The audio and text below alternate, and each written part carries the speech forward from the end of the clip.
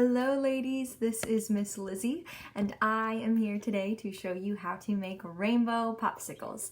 In my case, they kind of turned out like tie-dye popsicles, but they still tasted great, so I hope you girls enjoy, and here it is.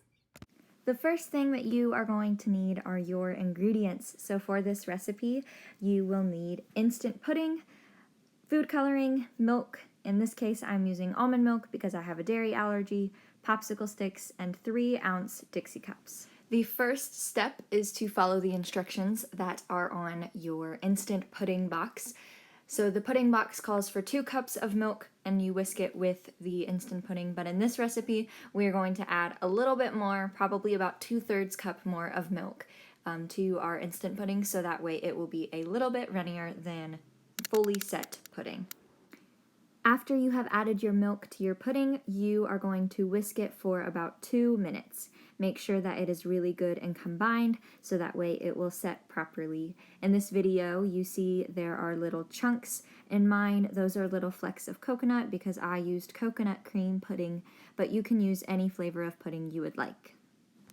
After you have whisked your pudding, you are going to let it rest for 5 minutes so that way it can get good and set so the layers will not mix once we add them to the Dixie cups.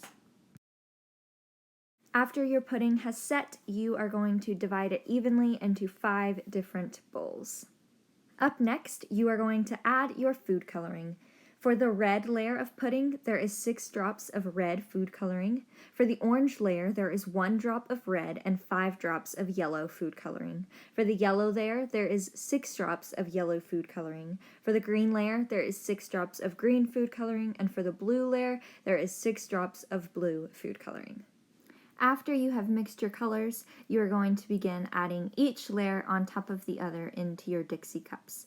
As you can see from the pictures here, my pudding did not set properly because I used almond milk instead of whole milk, so it ended up looking kind of more tie-dye than it did rainbow, but in the end they still tasted great. After you have poured each layer into the Dixie cup, you are going to stick your popsicle stick in and use tinfoil to kind of hold it in place so that way it can stay sticking up after it freezes.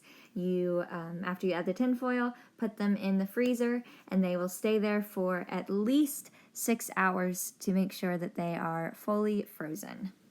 After 6 hours, you can enjoy your rainbow and or tie-dye popsicle. This is what mine ended up looking like. I also included a picture from the Pinterest article of what they should have looked like had you used whole milk and your pudding would have set correctly.